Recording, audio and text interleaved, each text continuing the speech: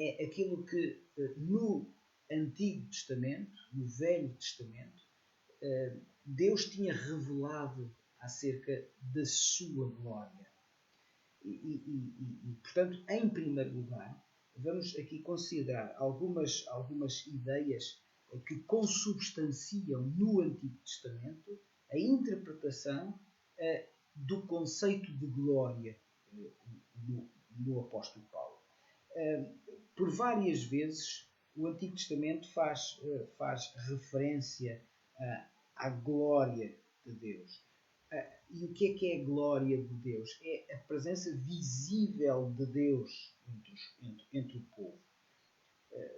Por exemplo, na revelação do próprio Deus a Moisés no Monte Sinai, no tabernáculo.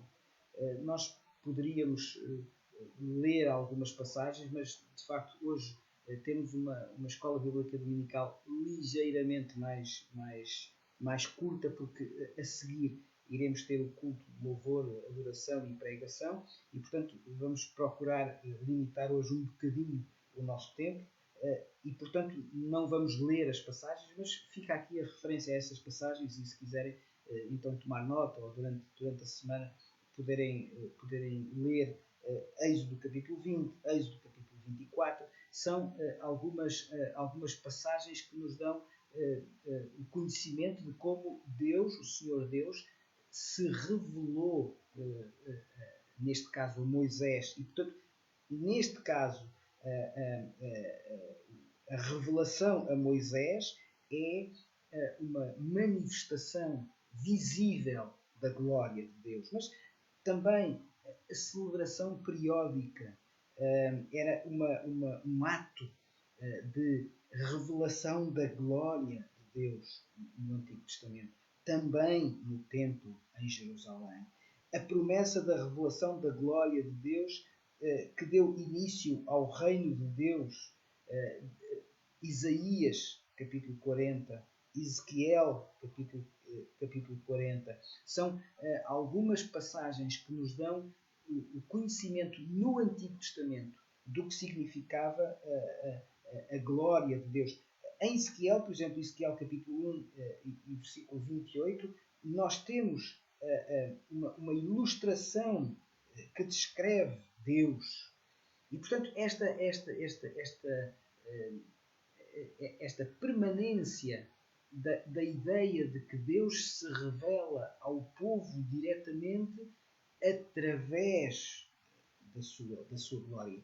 O Senhor da glória, que o apóstolo Paulo vai fazer referência em 1 Coríntios capítulo 2 e versículo 8, é a segunda base para percebermos o que Paulo estava a querer dizer com glória de Deus. Portanto, em primeiro lugar, a glória de Deus é a manifestação visível do Senhor Deus ao longo de todo o Velho Testamento.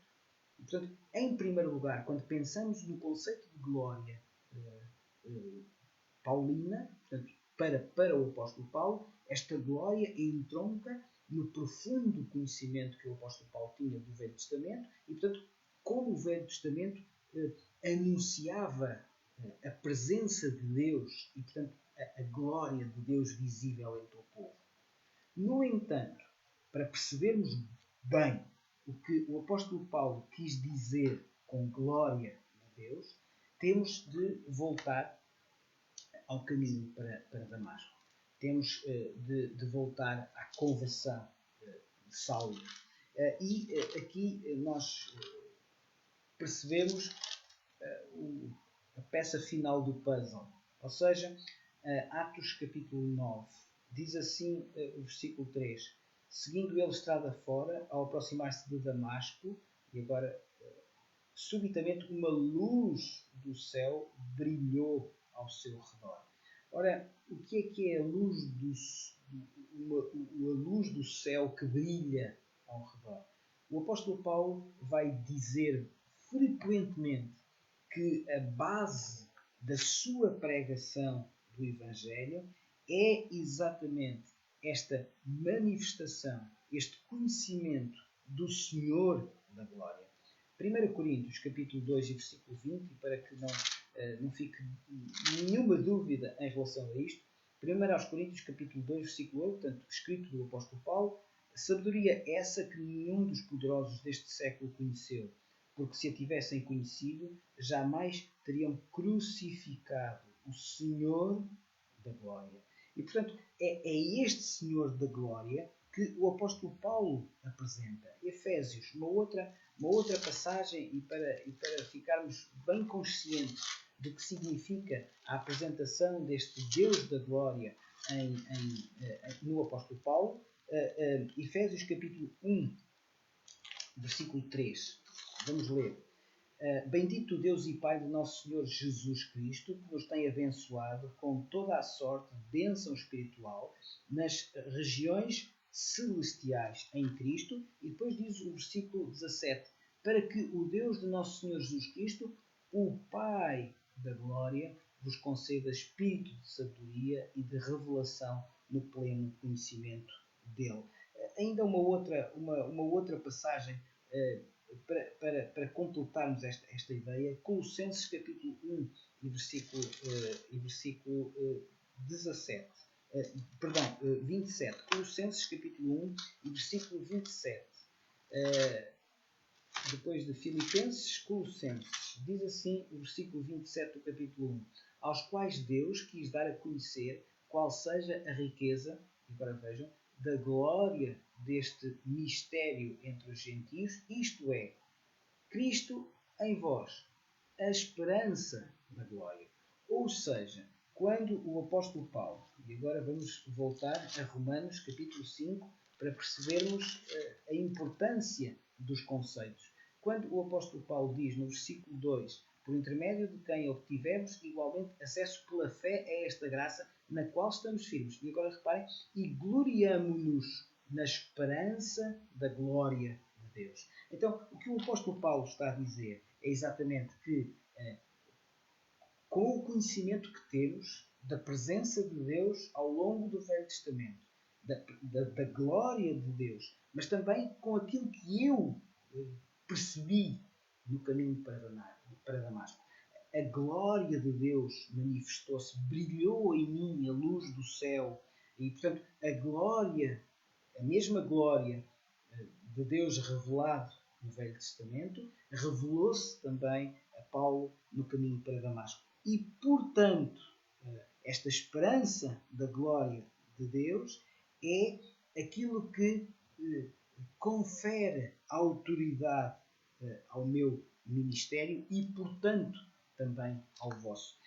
Romanos capítulo 8, mais tarde nós vamos estudar abundantemente este capítulo, mas vejam por favor o versículo 17. Romanos capítulo 8, versículos 17 e 18. Diz assim, ora, se somos filhos, somos também herdeiros, herdeiros de Deus e co-herdeiros com Cristo. Se com Ele sofremos, também com Ele seremos glorificados. Agora vejam o versículo 18, porque para mim tenho por certo que os sofrimentos do tempo presente não podem ser comparados com a glória a ser revelada em nós. Ou seja, por enquanto temos uma glória que é parcial, porque estamos sujeitos às vicissitudes deste mundo, mas depois, então, seremos glorificados e com Deus iremos ter um relacionamento perfeito na glória. Vamos voltar então ao capítulo 5 de Romanos. Romanos capítulo 5 e versículo 2. E o que é que então temos? A paz. Esta paz permite-nos o acesso, portanto, o facto de estarmos unidos, inteiros em Deus por Cristo, não por nós, que nos dá acesso a Deus através da sua glória, nós temos, através da sua graça, nós temos acesso à glória de Deus. Ou seja, à manifestação do Deus da glória que nos permite uma esperança, certeza, salvação, fé, de vivermos então a glória de Deus para toda a eternidade. Ou seja, através da graça nós estamos justificados. Mas vamos ler outra vez, eu sei que já lemos, mas vamos ler outra vez os primeiros 3 versículos de Romanos capítulo 5. Justificados, mediante a fé, temos paz com Deus por meio de nosso Senhor Jesus Cristo, por intermédio de quem obtivemos igualmente acesso, pela fé, a esta graça, na qual estamos firmes e gloriamo-nos na esperança da glória de Deus. Agora, o versículo 3 pode parecer um burro no estômago, pode até parecer uma consequência, um efeito ilógico. E não somente isto, mas também nos gloriamos nas próprias tribulações. Ora, chegados aqui, pareceria que, de acordo com este raciocínio, o mais natural, até o mais enfático, se quisermos o mais popular, seria que o apóstolo Paulo apresentasse o seguinte raciocínio: como somos filhos do Deus da glória, então nada de mal nos acontecerá, nenhuma doença nos poderá prejudicar, ficaremos imunes a qualquer problema, a qualquer contrariedade. O versículo 3 não segue esse raciocínio. E não somente isto, mas também nos gloriamos nas próprias tribulações. Antes propriamente de irmos por aí, vamos a um raciocínio que me parece interessante nesta altura apresentar, que é o seguinte. Reparem que ainda há pouco o apóstolo Paulo estava a dizer que nós estamos destituídos. Se olharmos para o versículo 23 de Romanos, capítulo 3, diz assim: pois todos pecaram e carecem. Ou seja, nós estávamos a precisar de quê? Da glória de Deus. Agora, se o apóstolo Paulo diz isto, versículo 23 do capítulo 3, reparem que agora, se compararmos então, capítulo 3, versículo 23, todos pecaram e carecem da glória de Deus, precisam da glória de Deus. Ora, no capítulo 5 e versículo 2, diz que nos gloriamos na esperança da glória de Deus. O que é que aconteceu, entretanto, neste processo? O que aconteceu foi, então, que, através da graça de Jesus, nós fomos justificados. Pareceria, então, que o normal decorrer deste raciocínio seria, então, agora, na glória de Deus, nós vamos viver uma vida sem problemas. Na realidade, o que o apóstolo Paulo apresenta aqui é uma escada, mas uma escada que começa em algo que de alguma maneira contraria a nossa própria natureza. Usando um raciocínio humano, usando uma terminologia nossa, em que é que nós nos gloriamos? Nós gloriamo-nos quando algo nos corre bem. Nós gloriamo-nos porque estamos felizes com um acontecimento feliz. Esta é a ordem natural das coisas. E portanto, poderia parecer que esta justificação eliminasse das nossas vidas a tribulação. Os entendidos, os estudiosos da Bíblia dizem que o termo grego que Paulo utilizou para tribulações está intimamente relacionado com sofrimento por causa do Evangelho.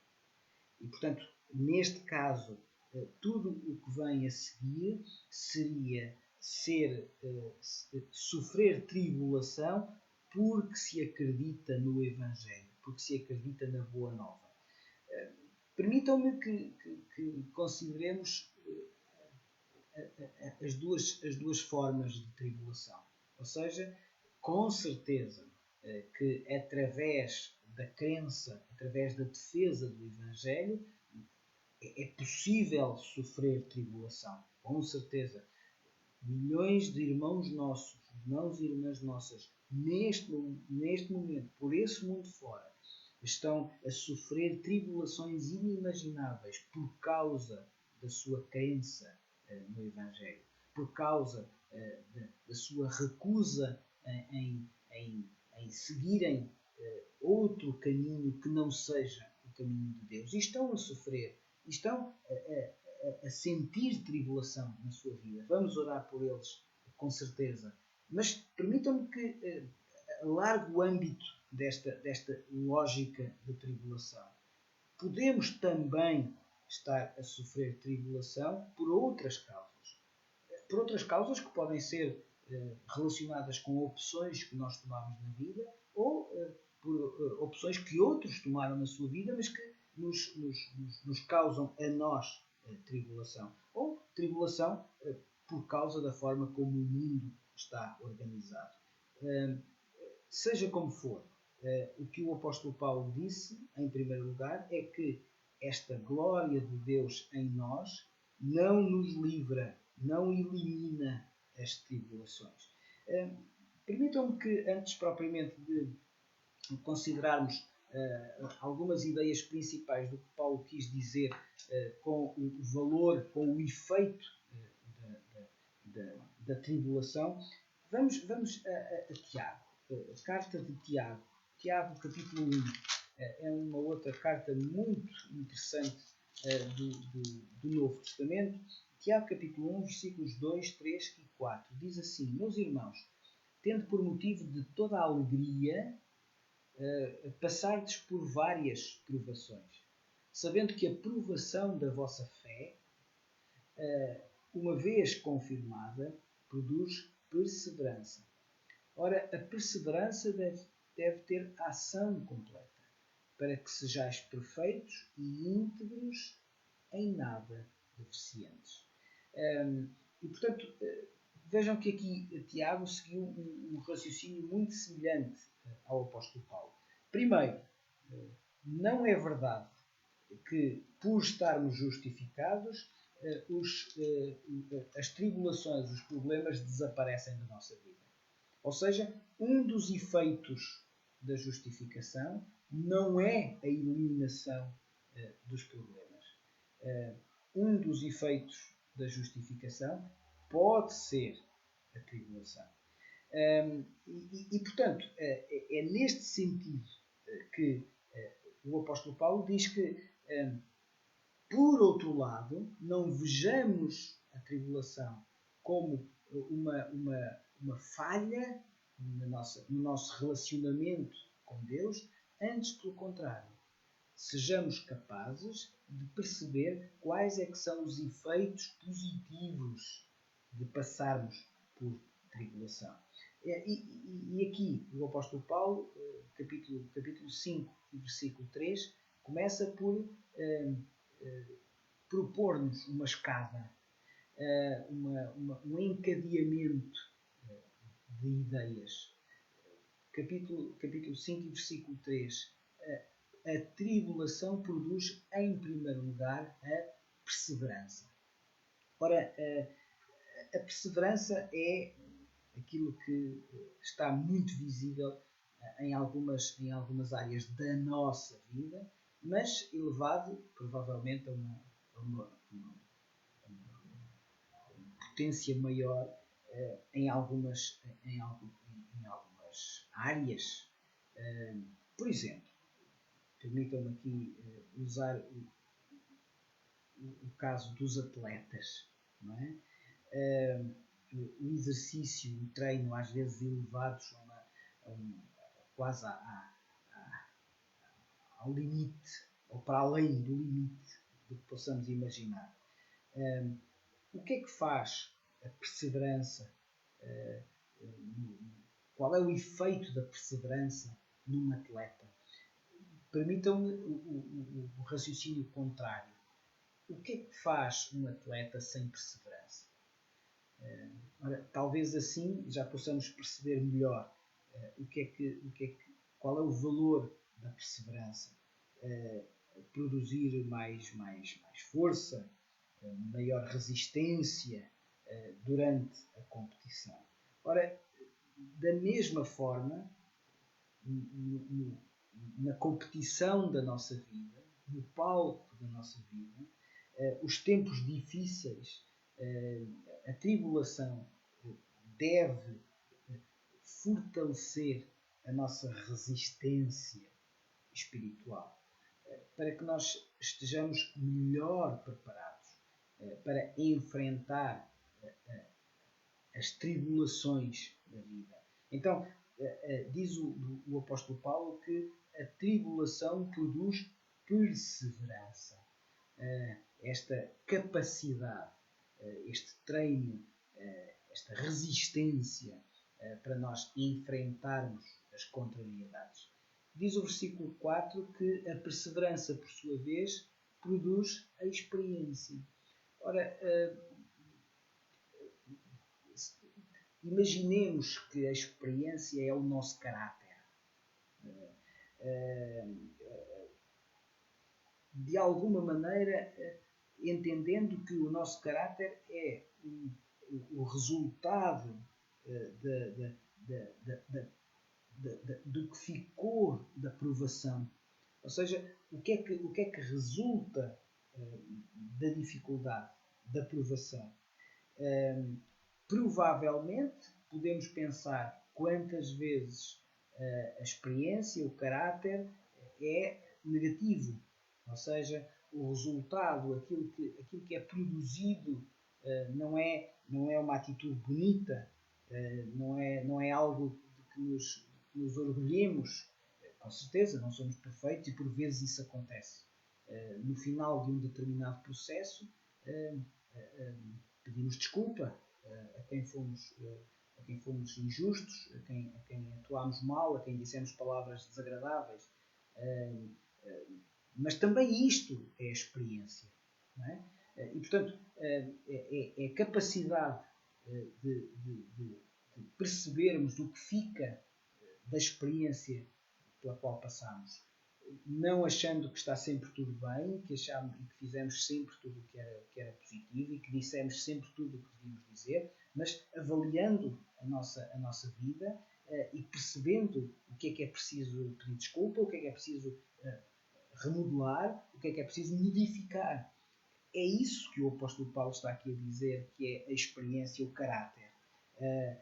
De alguma maneira, o que fica, o que resulta do conjunto de experiências que nós temos ao longo da vida. E de que forma é que este caráter, esta experiência, revela a justificação, revela a graça, revela a paz, revela o acesso, revela a glória de Deus em nós. É disso que o apóstolo Paulo está a falar. Mas não fica por aqui. Diz o versículo 4. A experiência, esperança. Ora, é esta esperança que temos em Cristo. A esperança no sentido de fundamentação do amor de Deus. O apóstolo Paulo exatamente teve necessidade de utilizar algumas palavras para caracterizar corretamente o que ele queria dizer com esperança.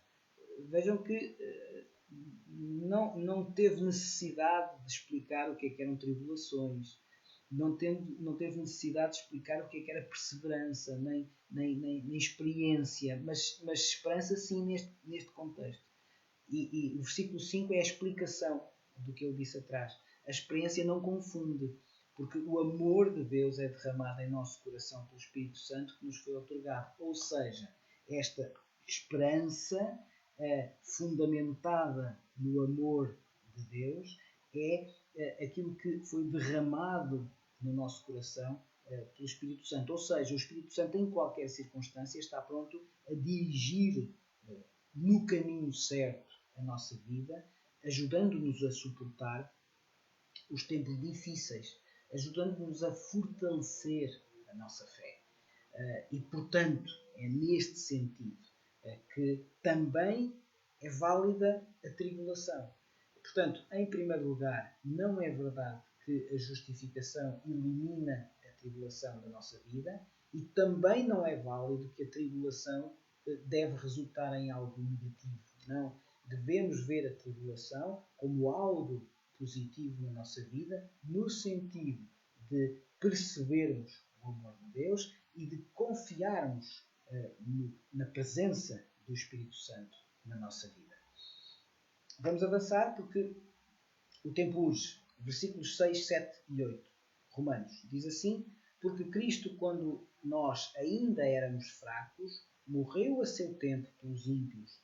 Dificilmente alguém morreria por um justo, pois poderá ser que, pelo bom, alguém se anime a morrer. Mas Deus prova o seu amor para conosco pelo facto de ter Cristo morrido por nós, sendo nós ainda pecadores. Ora, nós fomos justificados pela morte de Cristo. Porquê? Porque nós somos fracos, nós estamos fracos. Gênesis capítulo 22, versículos 1 a 19, mostra e fala-nos de um episódio do que fez Deus por Abraão em Moriá. E, portanto, o que é que aqui aconteceu? Aconteceu que Deus providenciou um substituto. Ora, apontando para Cristo, Jesus é o substituto, mas o substituto definitivo, total.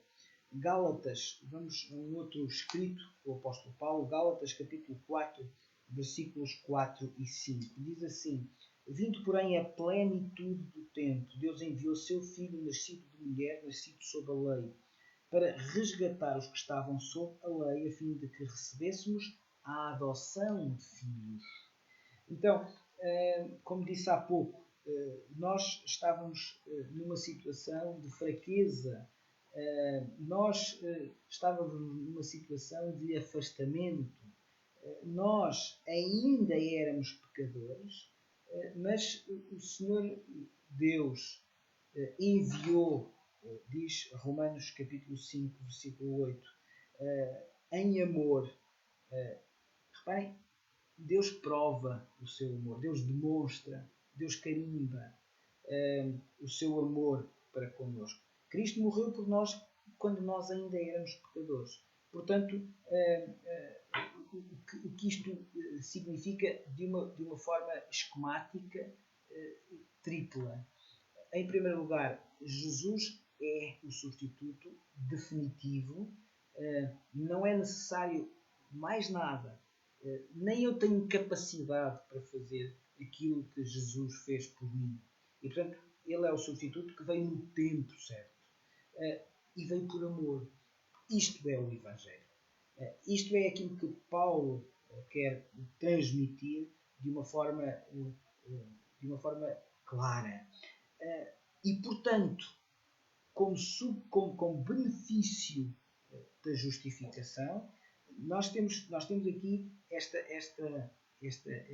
ideia absolutamente clara, transparente, de que o amor de Deus para conosco mostra o preço que foi pago.